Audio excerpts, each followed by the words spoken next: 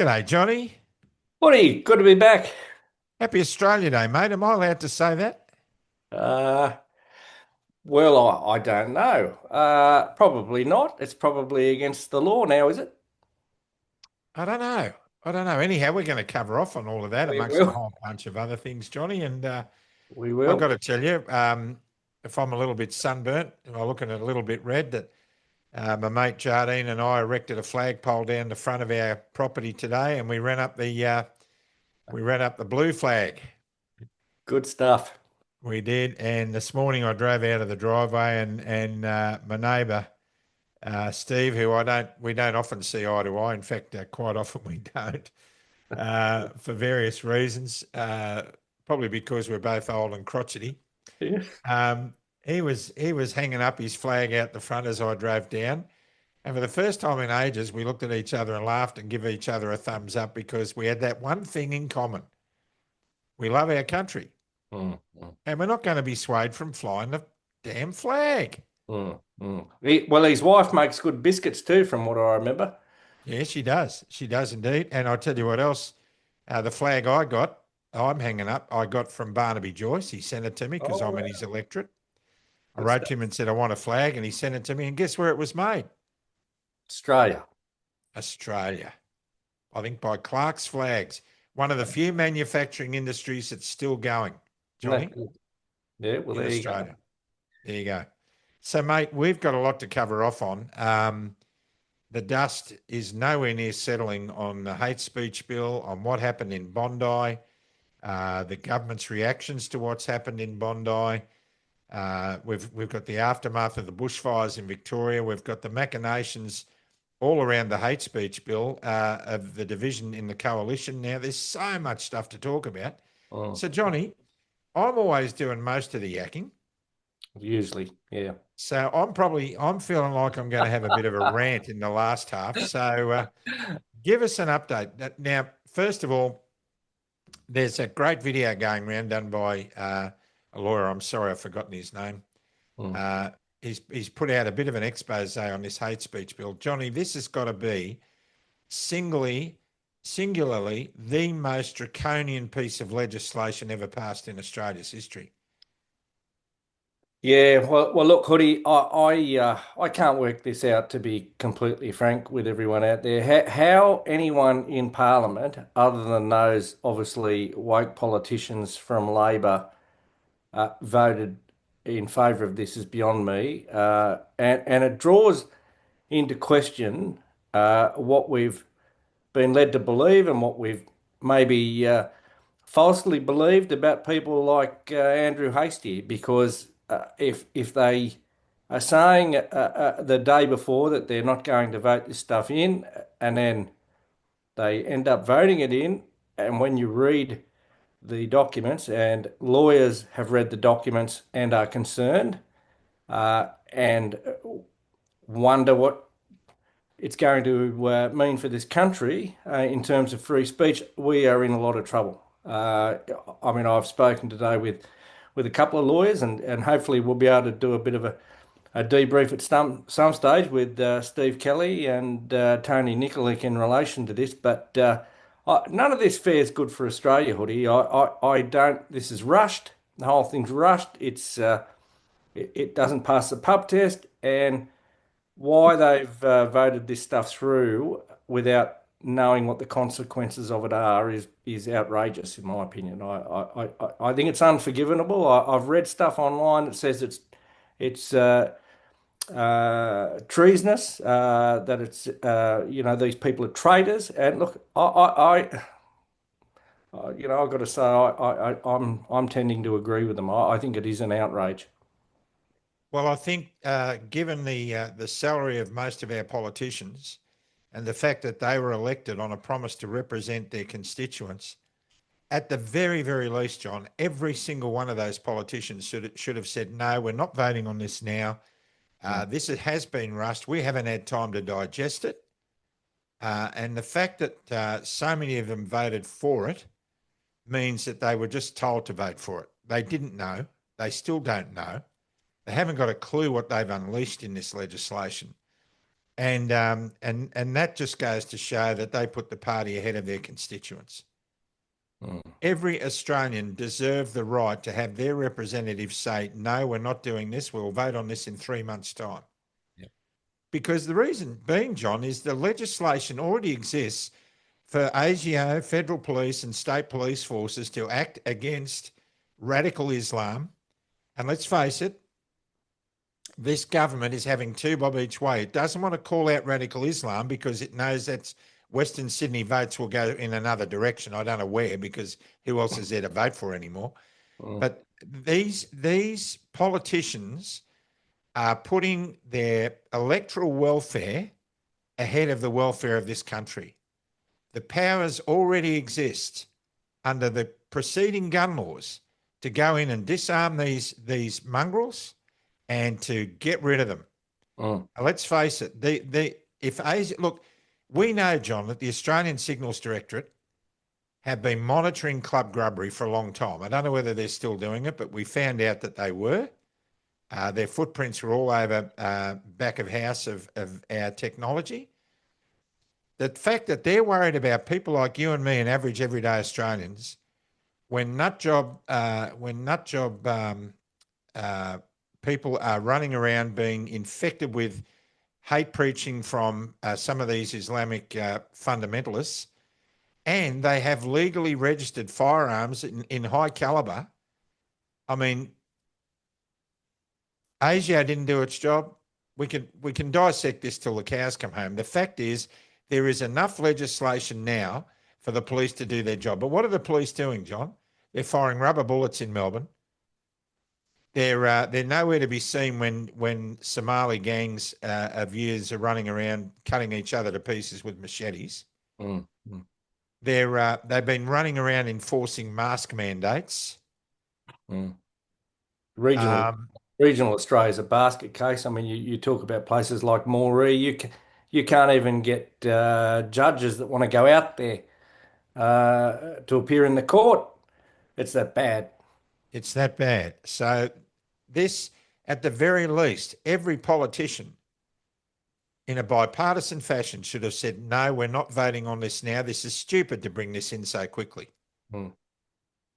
So, and then after it's been properly and thoroughly reviewed, independently as well by people who work in the judiciary and the legal fraternity, that this could be properly examined by constitutional lawyers, then a vote is taken. But for this to be rushed through the way it has shows to me that there is no leadership in Australia.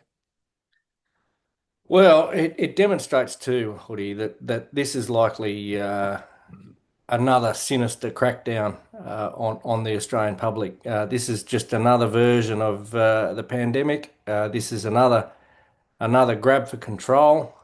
This is an outrage, and anyone who voted for this without pausing and saying, well, hang on a sec, what you're trying to solve can already be solved. We already know the response to what happened in Bondi was a disgrace. How does somebody who's not even a citizen of this country, that is on a visa, end up with 6 firearms in Western Sydney? Legally registered. And they're going backwards and forwards to Malaysia, or the Philippines, or wherever they went. I don't know, somewhere. Now, beggars belief, Hoodie, just beggars belief. But we'll just blame it elsewhere, and we'll essentially take every Australian citizen's rights, and we'll shut down free speech, and we'll send this country to hell in a handbasket at any cost, and that's what's going on here. And shame on these conservative politicians that didn't show some moral compass and some ticker and actually stop this. There was a few standouts who were absolutely magnificent and correct, but there was some very, very weak individuals in that parliament, and I think a lot of questions need to be asked as to what went on. I mean, even Jacinta Price, said she couldn't get to the vote for whatever reason. Now, I would love to hear the explanation as to what went on there. I mean, Yeah, I would do. these people, their only job is to vote on legislation at the end of the day. That's what they're getting paid for, and it's not good enough. It's not good enough to say that got lost coming out of the toilet or didn't know whether to turn left or right or didn't hear the bell go off. I mean, come on.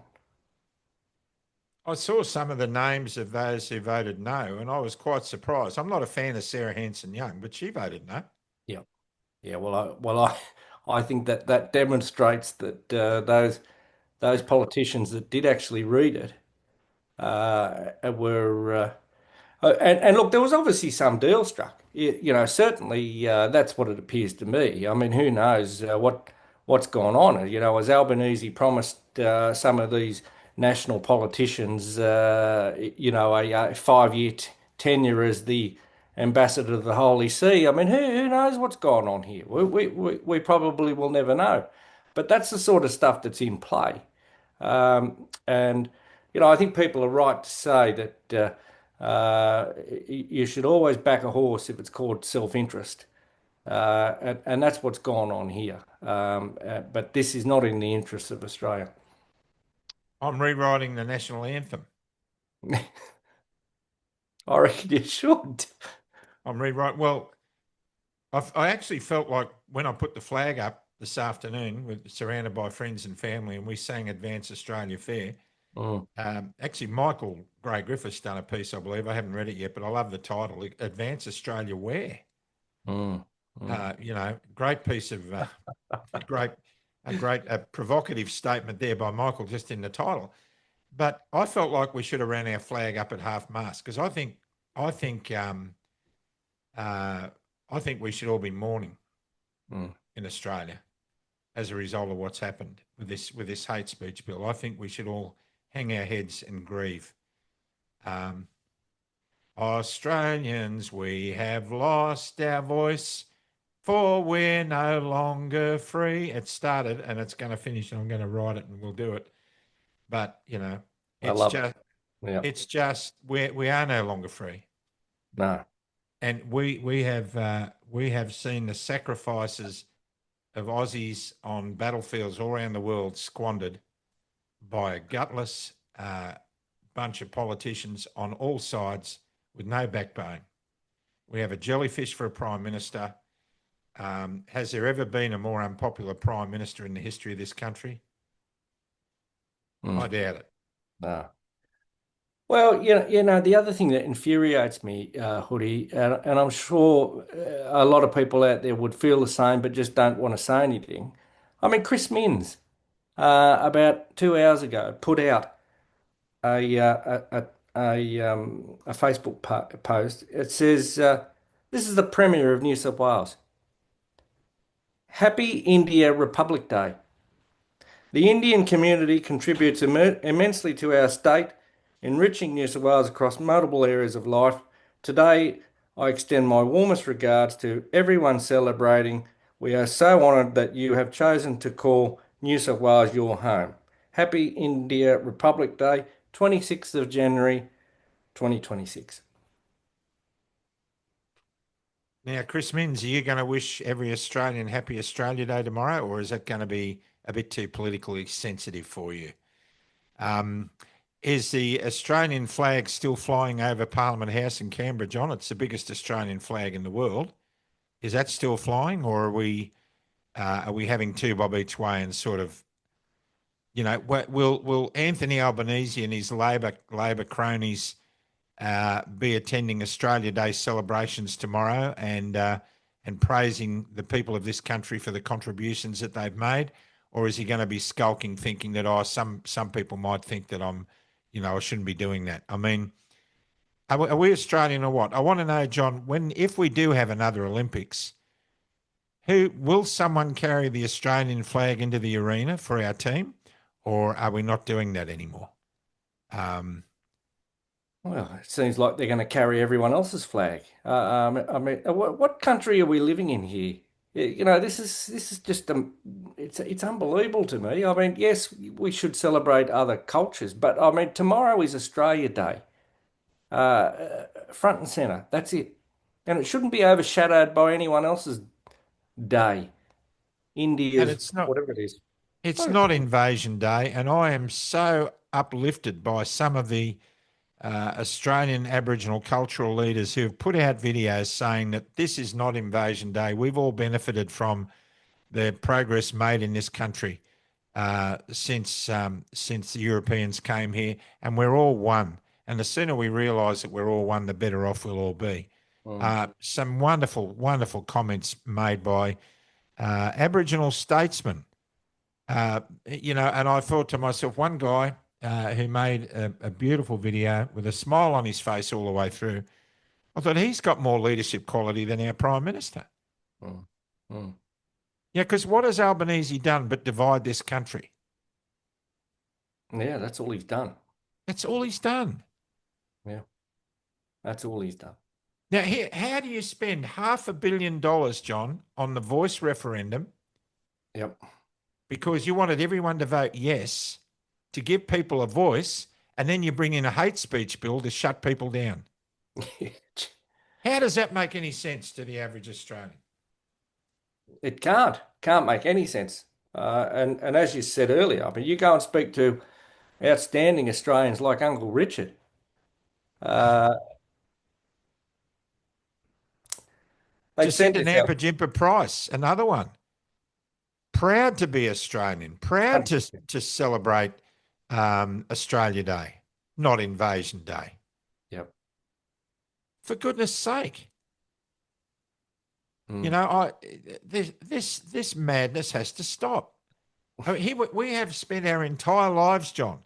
When we went to school, we used to have to sing the national anthem. It was "God Save the Queen" back then in my day. We used to sing that, and we used to stand at attention in front of the flag raising at assembly every day. Mm. Mm. We were Someone would taught play the to piano, wouldn't they? someone One to of the play the teachers. piano. Yeah. Yeah, yeah, and we'd just finished having our bottle of milk that was left out in the sun in the morning. And we were taught to be proud. Be proud of your country. Show an interest in your country. Mm. That's not nationalism. That's humanity. That's community. We celebrated each other. And back then, Johnny, my school was full of wogs and dagos. Mm. Who were the wogs and the dagos? They were Greeks. They were European migrants who settled in Australia and made Australia fantastic. And they called us all kinds of names, and we called them all kinds of names, and we played together, and we fished together, and we went hiking together, and we played footy together. We all got on. We never took each other too seriously. It was great to be alive. And I remember back in the day, probably long before you, John, when the Vietnam War ended, there was this big thing in Australia about Vietnamese boat people invading Australia. Vietnamese Australians today are some of the vertebrae in the backbone of this country. They're Dilute. magnificent. Chinese as well. Mm. Chinese have played a major role in Australia since the gold rushes in the 1800s. Yep. You know, some amazing companies that were developed by Chinese Australians in those early days. They were pioneers. Up in the Palmer River goldfields, the Chinese suffered terrible persecution. They were put in front of the miners that were marching out to the Palmer River through Hell's Gate because the Aboriginals, who were cannibals at that time up there, were eating the Chinese because they ate rice. They said they were sweeter to eat. And the colonials were putting the Chinese coolies in front of them because the Aboriginals got everything they needed without it having to attack the whites. The history of this country is steeped in that kind of stuff that relates to immigration. We're all immigrants here. Johnny, I remember clearly when you and I were at Coracai with Tony Nikolic and Roland Crystal and Dave O'Neiggs and all the others, the Salvation Army offering a half lukewarm sausage in a stale piece of bread with a bit of lettuce and tomato to the workers and the people in the Coracai flood area, commandeering everything they could lay their hands on, and we kicked them out. Remember, we kicked them out. We kicked the Salvos out. Who replaced them? Do you remember the Indian Sikhs? Remember the Orange Turban Brigade that turned up from Byron Bay? Yep. with trailer loads of the most beautiful food. There were Muslims there working in the crowd. We were all working together. Yep. You know, I live in a community, a very, very small community in rural New South Wales, and we've got a pharmacist who's a Muslim. And a nicer bloke you would never wish to meet. It's the most cooperative, gentle man. You know he's a Muslim because he closes his shop at lunchtime on Friday and doesn't open again till Sunday. He's devoutly religious. His wife, a Muslim lady, is the town doctor. We'd be stuffed without them. And they're Yep. beautiful people and they're respected by everybody in the town. They contribute. They're not radical fundamentalists. You know, I've got mates that I flew with who were Jews. Just beautiful people who took their families to their synagogues and they celebrated. They weren't radical Zionists. You know, all this hatred that goes on and on and on and on, and people choosing sides. It's not our point to choose. It's not our place to choose sides. You know, Iran's being destroyed because of the Muslim clerics. Our hearts should be bleeding for those people in Iran who are striving to rid themselves of these people who would happily see half their population murdered to keep their jobs. Not much different in Australia, I'll have to say. So the Iranian people are over there struggling for their freedom because of the radical clerics that run the country.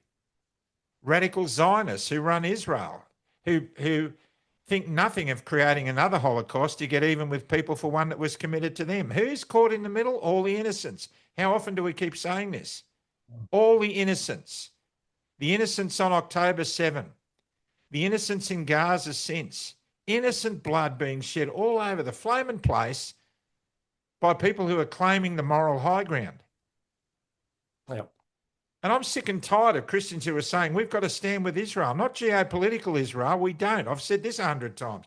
In Galatians 3:28, 29, let me read it to you.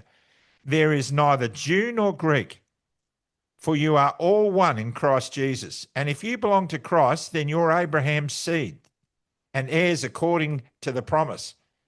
In other words, if you and I believe in Jesus Christ, John, we're spiritual Israel. We're citizens of spiritual Israel. Now, you look at Israel. Israel itself, geopolitical Israel, is one of the most secular countries on earth. Look at some of their shining stars. Apart from Netanyahu, I mean, let's just look beyond that. But look at the brains behind the World Economic Forum, Yuval Harari, the man who says publicly that God's dead. It's just taken us a little while longer to bury the body. The man who says we're all controllable, we're all part of the Internet of Things. The man who says that some people are wasting resources and should be terminated. He's a citizen of Israel. So do we stand up for his rights? And here's the thing, if you're a Bible-believing Christian, you need to know this. If you believe in Jesus Christ, then there's only one way to get to heaven, and that's through Jesus Christ. And I remember when we interviewed some prominent Jewish figures on Club Grubbery. I remember Naomi Wolf. Every time I mentioned Jesus, I think I made a comment about, this is so terrible. I mean, I can't wait for Jesus to come and put all this right. She could hardly contain herself. Her body language she was just not wanting to be part of that. And we interviewed Professor Harvey Reish, who was sitting there with a yarmulke on his head. And when we prayed at the end of it, he bowed his head and he prayed with us. So there are people with different viewpoints in Judaism. There are people with different viewpoints in Islam. My son-in-law and my daughter and my 3 grandkids are of the Islamic faith. They don't run around plotting to kill Jews and everybody else. They're normal, beautiful people. And they're citizens. My son-in-law has done his citizenship. He's an Aussie now from Egypt, and he's an Aussie. My father fought in Palestine during World War II. Ukraine. I mean, we look at what's going on in Ukraine. We've got to put all this into perspective. Innocent blood, innocent people dying, thousands and thousands of soldiers every week, innocent civilians being blown apart on both sides of the divide. And what's that all about? Back in the 60s, I was young enough to remember in horror the Cuban Missile Crisis that was about to unleash itself, because America wasn't happy that Russia was going to have missiles on its borders. And now Ukraine wants to be a member of NATO, and NATO are considering it, and yet Putin says, no way, I've got to have a buffer. I don't want you having missiles on my border. It was all right for the Americans to have a standoff with Russia back then, but Russia can't have a standoff with Ukraine. And Ukraine is one of the most corrupt governments on the planet. Mm. It has played host to some of the most corrupted foreign corporations in the world. Everything from child pornography to sex trafficking, drugs, you name it. It's all coming out of the Ukraine. It's a scourge. That's not the people's fault. We forget that the Roman Catholics are responsible for 60 million deaths in their history, at least, that were people that were murdered. The Spanish Inquisition wasn't a very pretty thing to go through. They killed 60 million. There weren't some good Catholics. There weren't some good Russians. Under Trotsky, who I believe was a Jew, Trotsky was a Jew, with Lenin, they killed 20 to 30 million Russians in the Bolshevik Revolution. There are good and bad Jews. Menachem Begin, the head of the Irgun party in Israel, the founder of Israel virtually, claimed himself, I think on a CNN interview, that he was the father of global terrorism because he was the one who blew up the King David Hotel in 1948 and killed 83 people. He was the father of terrorism. A Jew. It was Jewish radicals who blew up car bombs in Jerusalem when city councillors, Muslim city councillors, I think they were trying to vote in and something to do with Temple Mount. It was radical Jews who set car bombs into these guys and blew them to pieces when they were going to work. Back in those days, they didn't have the internet like we have now. They didn't have social media. The only way they could get attention was terrorism. The only way you could get the attention of the world media was to do something drastic. It was a means to an end. And one thing led to another. So let me just ask every one of you watching this, who can point the finger? Who's to blame? Did radical Islamists celebrate what happened on October 7? Disgustingly, yes. Did radicalised IDF soldiers celebrate the massacres in Gaza? The video evidence says yes. We're in a battle between good and evil. And the sooner we realise that, the better. And the sooner we stop pointing fingers at each other and choosing sides, the better off we'll be too. Because right now in Australia, while all that's going on, all that political hargy-bargy's going on about marches on the Harbour Bridge and burning the Australian flag, as far as I'm concerned, if you burn the Australian flag and you're not from this country, you should be sent back where you came from. If you don't love it, then go. But to outrageously insinuate that everyone who marched on that bridge that day was that way inclined is crazy. There are a lot of people who don't like seeing kids blown up. John, there were a lot of people in Canberra when we were there for that 3 weeks that were there because they didn't want to be mandated. Mm. They didn't want their borders closed. They didn't want their kids vaccinated against their will. But the agenda was hijacked by all the fringe elements, just like it was on the Harbour Bridge. And I think that's the key here, Hoodie, isn't it? I mean, it's a mistake to compartmentalise this. I mean, it's really just as simple as there are good and bad people. That's it. That's it. There's good and bad in every single culture, race and ethnic origin and every religion. And marginalising different groups is not the way forward. Johnny the Sikh in Woolgoolga. Now, Woolgoolga is a beautiful coastal town just north of Coffs Harbour. It's predominantly Sikh. Yep. Because the Indians, the Sikhs, came out and they were the founding fathers of the banana industry. They knew bananas. Now, Johnny the Sikh, he's a wonderful bloke. He just about runs Woolgoolga. He's got an accent as broad Aussie as you and I have, and he wears this big orange turban, and every time you see him, you laugh and joke. He's a magnificent man. And here's the other thing that gets my gripe. There's a lot of people saying, have you noticed all the semi-trailers being driven by Indians? And how come all the 7-Elevens and all the service stations are owned by Indians? Why? Because Aussies don't want to do it. We don't want to do it. If you haven't got a job and you want to be a truck driver, get a license and go and do it. You'll get a job. Yeah, I've been talking to business owners in the last week, John. We've been travelling around doing some things, and I've talked to them about what's it like. I had a tyre fitted the other day on a trailer up on the Gold Coast, and the bloke was working his guts out. He was the owner of the business, and I said, mate, you work a lather of sweat. It's a hard business. Fitting tyres is hard. Yeah.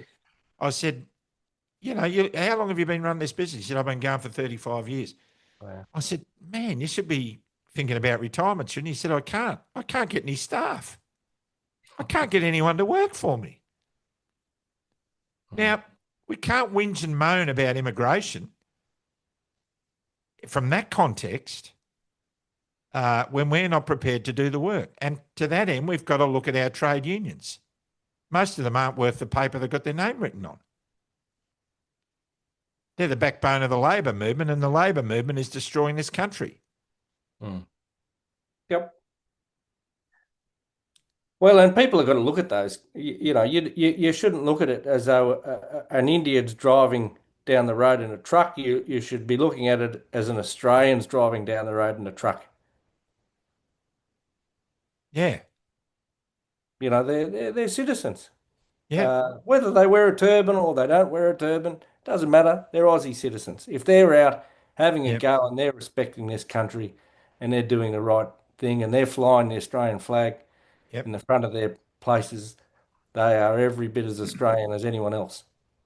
Absolutely they are. And even if they're not doing that at the moment, they're here because the jobs need to be filled. And Aussies, a great many of us, are too lazy to do it. We're too lazy to do it. And at the end of the day, I mean, the real issue, John, is the fact that we are bringing in lots of people and we can't look after the ones we've already got. We've got terrible cost of living. Yeah. We did our fortnightly food shop today, and it's almost gone up by half as much again. And I don't know how people are affording to live. I don't know how people are affording their electricity bills. Now, Johnny, I've also been told by a mate of mine that if you want to see Australian flags flying everywhere, you know where to go? To all the camps around the country where people are sleeping in their cars. They're all flying Australian flags. Yep. Then they'll probably be using those Australian flags in another 3 months' time to keep warm.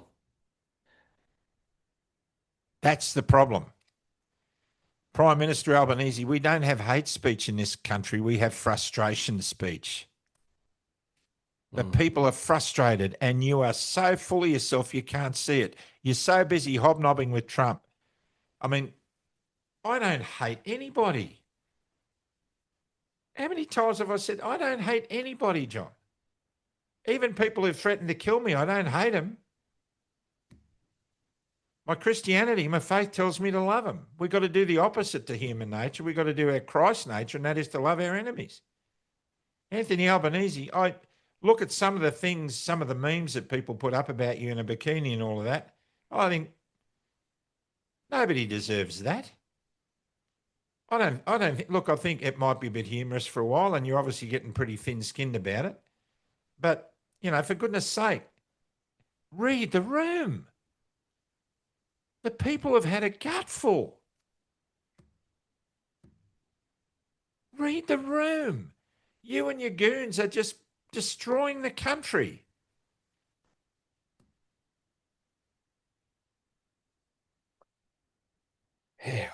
Yeah, they're buggering it all right, and they just don't have the pulse, do they? They can't feel for a pulse.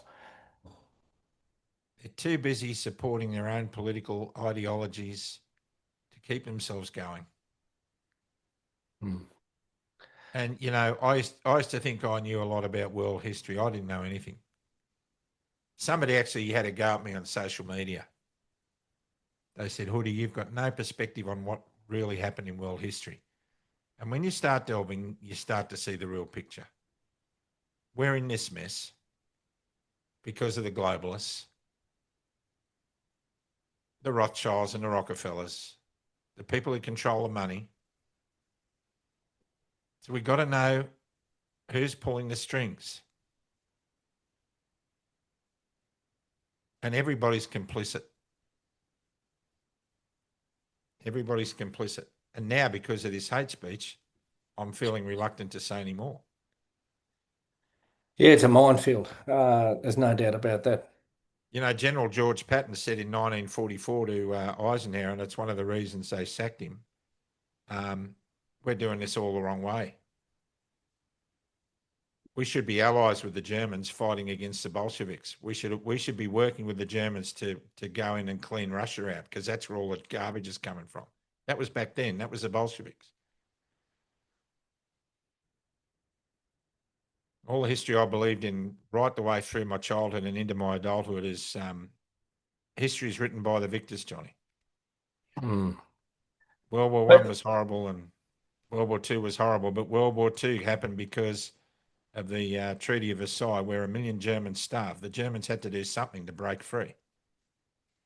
Who imposed all that on them? The Rockefellers and the Rothschilds. Where do they come from?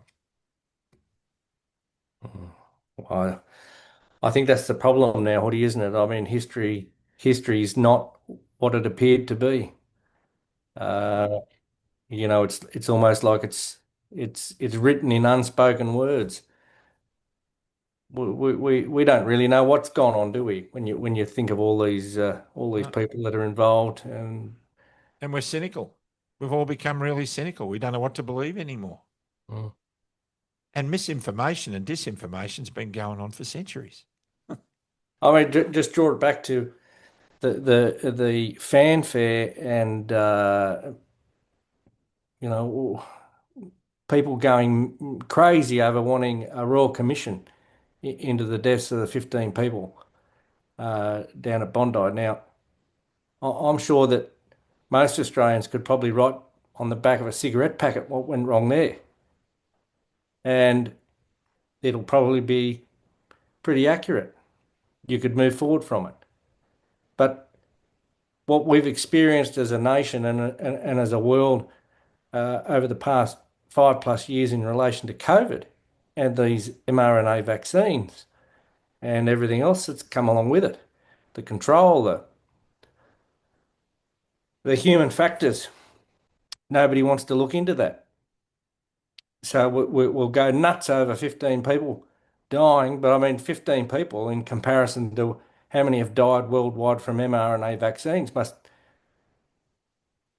look like a grain of sand thrown in the ocean, mustn't it? Absolutely.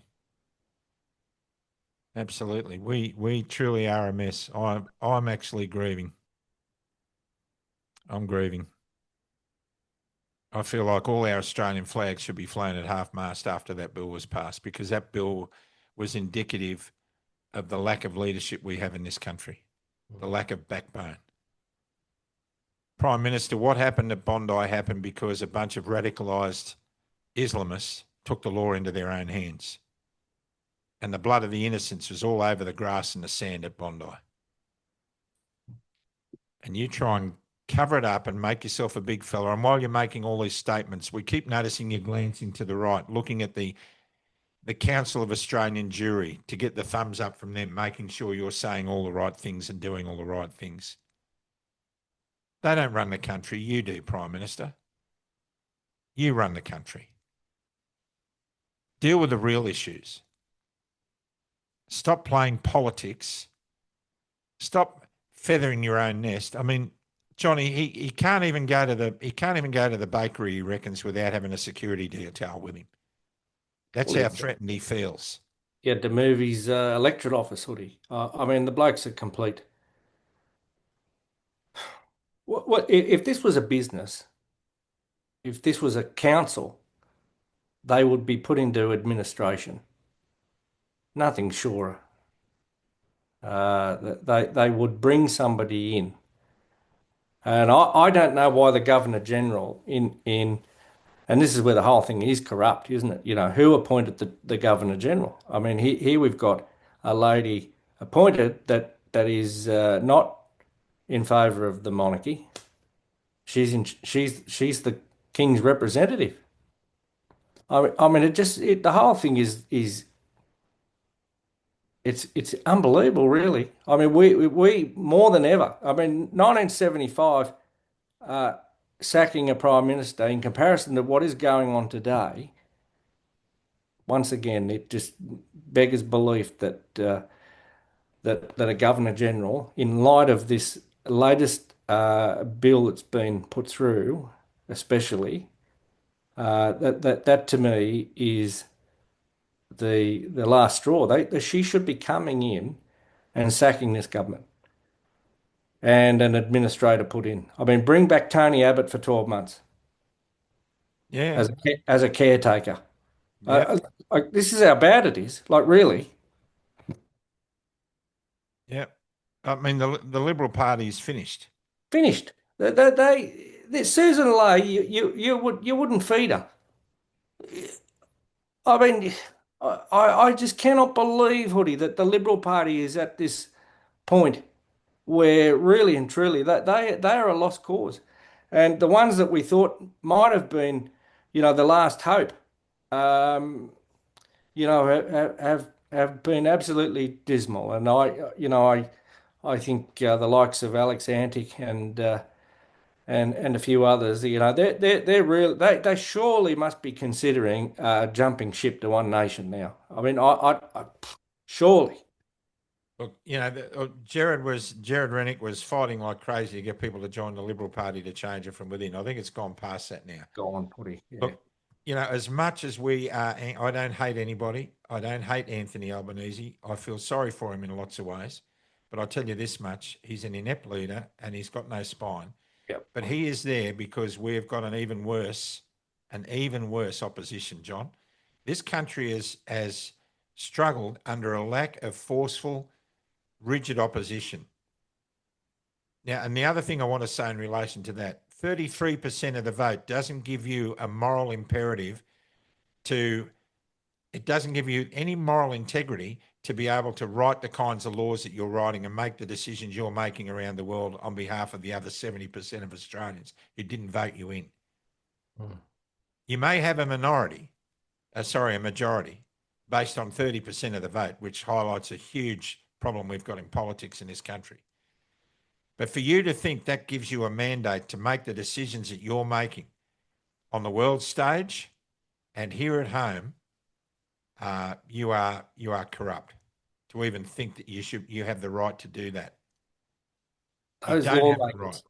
Those people making the law, those people like Susan Ley, like Anthony Albanese, that are voting, Andrew Hastie, that have voted through these hate speech laws, that their only job, in my view, is to make sure that these things are able to provide justice and peace.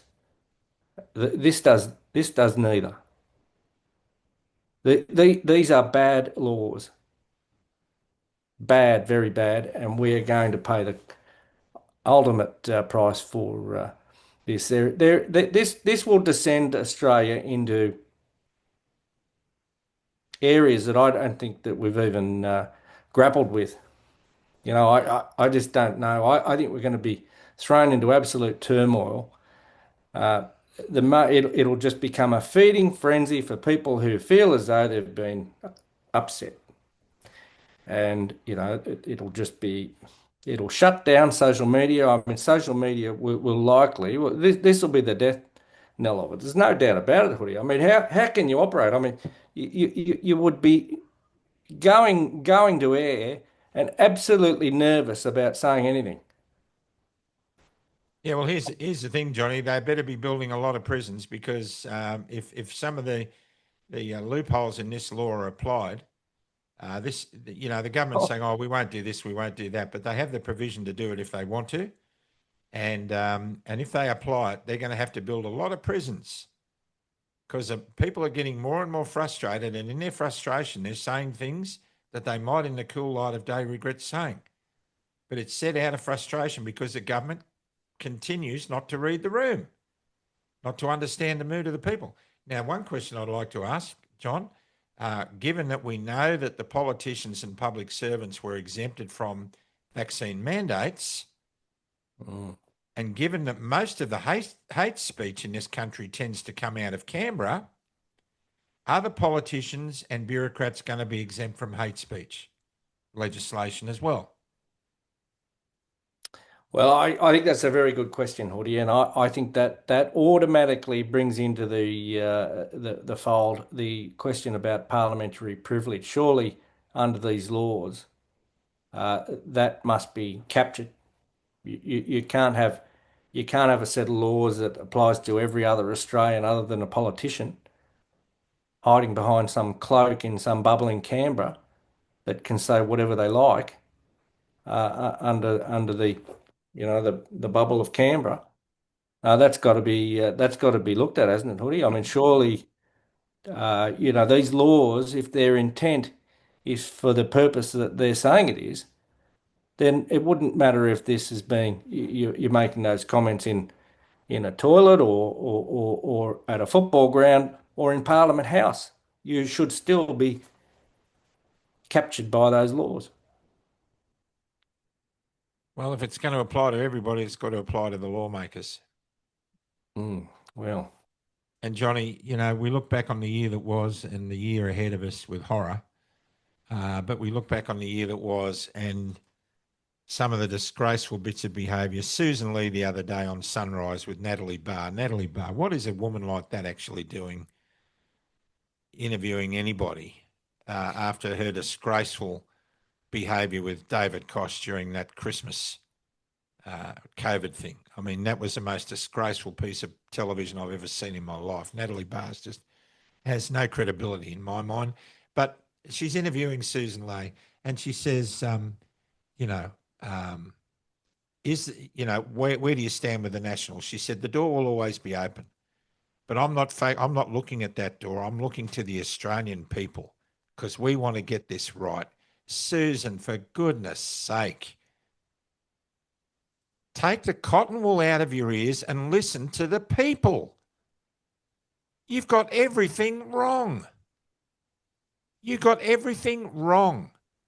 You handed this country to a bunch of morons because you're no different.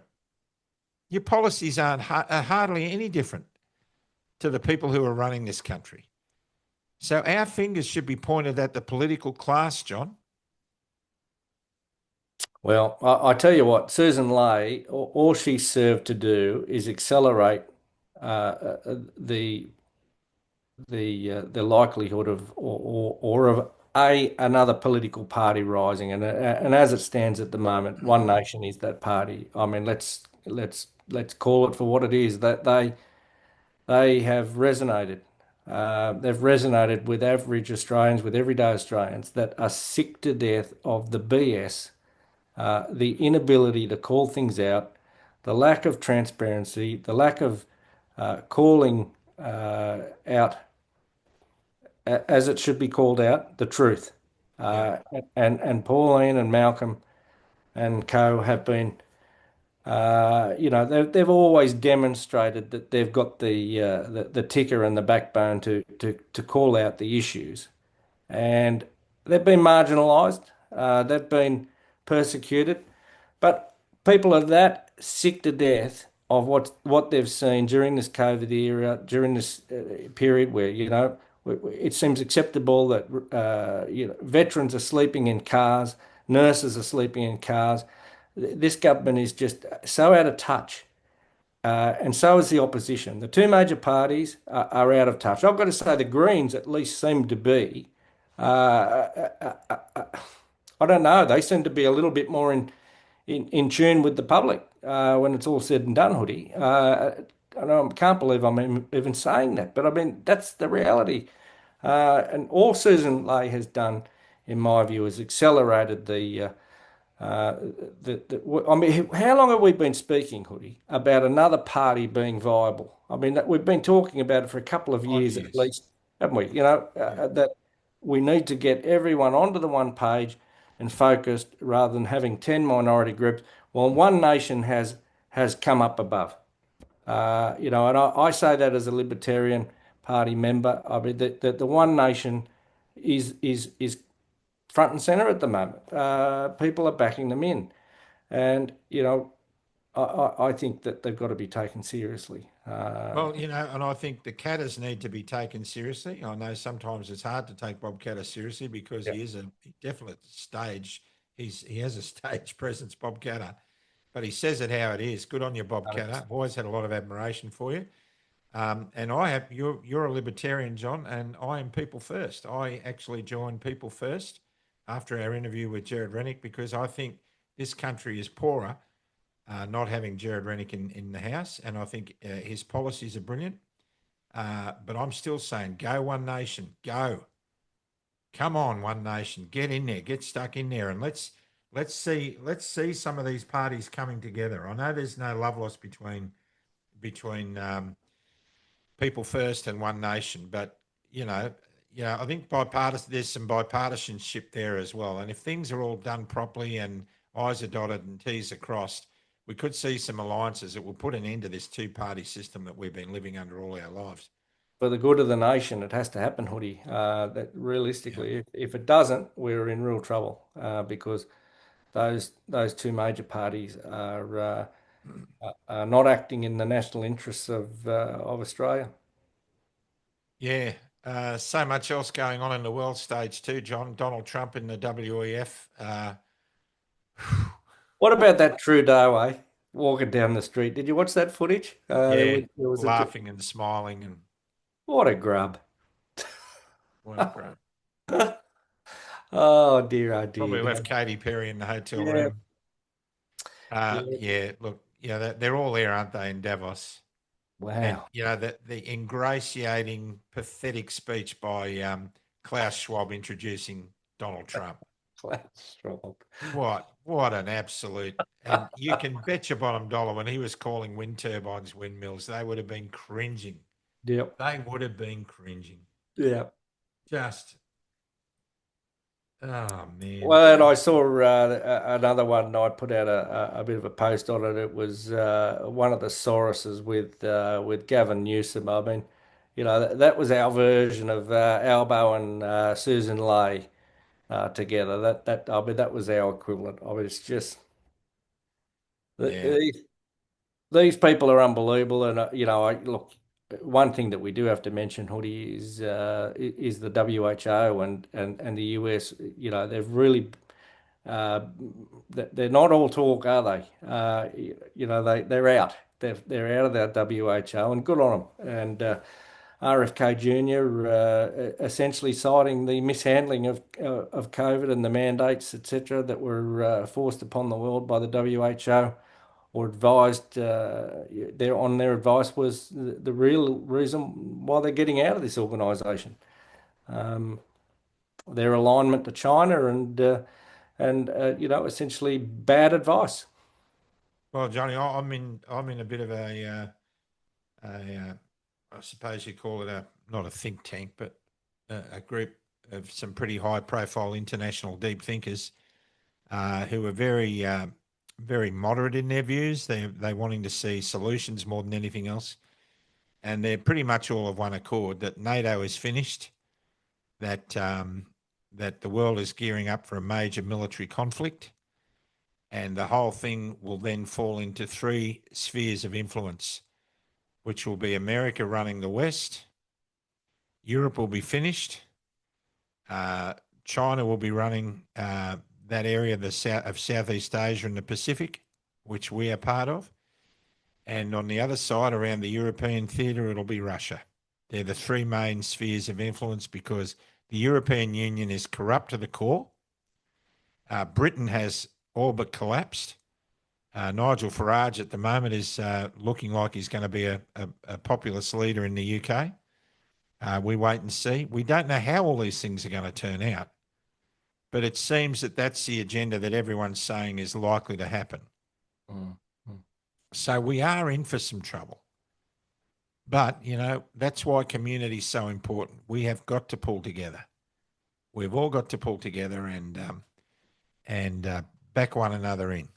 And to that end, I want to say that I'm hearing from Belinda that Wade Northhausen is slowly on the mend. And I think he had a comment the other day. Someone said to him, "Australia needs you," and he said to Belinda, "I need Australia." The old warhorse. We've disagreed. He's disagreed with us more than we've disagreed with him, but we don't want him out of the fight. We don't want him out of the fight, and we wish him well, and we back him 100%. And Wade, you're in our prayers at home here every single day. We pray for you, mate.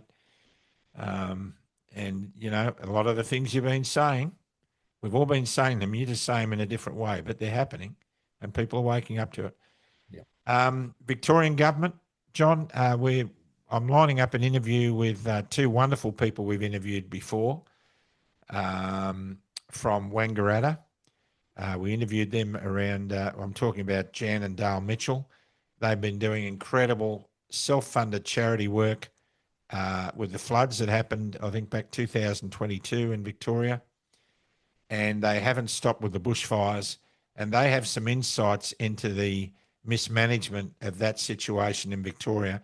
And it was so gobsmacking to me. I've asked them to come onto the program and tell our viewers what they know, because they're right at the coalface. Yeah. And I tell you what, I've seen videos of the work they're doing and the people who are gathering around them. That's worth celebrating. That's Australia. That is Australia. People just working their guts out, getting food parcels out, trying to jump the hurdles being thrown at them by the Victorian government with their safety policies. Johnny, it's laughable. Yeah. But anyhow, Well, that one's coming up. I'm hoping that'll be next week's Wednesday night interview. So I guess, look, tomorrow's Australia Day. We know there's going to be marches. It has all the potential to be really ugly. Really ugly. Don't let it be ugly. You know, if you're going to fly your flag, fly it with pride, but also fly it with compassion. And don't get caught up in all this fringe stuff. I mean, let's not even go there, but let's remember that we are Australians and we're all immigrants. And we all need to start loving on each other, and we all need to ask for God's forgiveness, because we've all screwed up. And if that's hate speech, Johnny, then I'll see you in cell block number 5. we could make a rerun of Prisoner. We could make a rerun of Prisoner. We could. Who would you get to play? Imagine us coming live out of a prison every afternoon. Yeah, this is Club Grubbery coming to you live from cell block 5. Oh dear, oh dear. Well, nothing would surprise me. No. Anyhow, we'll get this one out tonight. Have a great Australia Day, everyone, tomorrow. Remember what we're doing it for. And for goodness sake, government, politicians of every denomination, for goodness sake, please start reading the room. You're everyday Australians who you pledge to serve and not happy. And we know how that ends unless you start doing something about it. Time for a prayer, Johnny. Sounds good. Lord Father in heaven, we need you. Lord, we've said some controversial things tonight. Some people will be hating on us for saying it. Some people will say that we're too soft. Others will say that we don't know what we're talking about and we've committed hate speech. Lord, help us not to take ourselves too seriously. Help us to take the work we do seriously, but not ourselves. And help us to thicken our skins and see reality for what it is and realise that we're all God's children and we've all got decisions to make. So, Father, I thank you for the peace and serenity that choosing to follow you. Joshua 24:15 says, choose today who you will serve. As for me and my house, we will serve the Lord. The peace and serenity that gives me and my house, Lord, I thank you for. And I pray that every Australian will start looking to you for the answers, as I have been able to do, and I know John does as well. For we ask you to be with our country and guide and lead its leadership.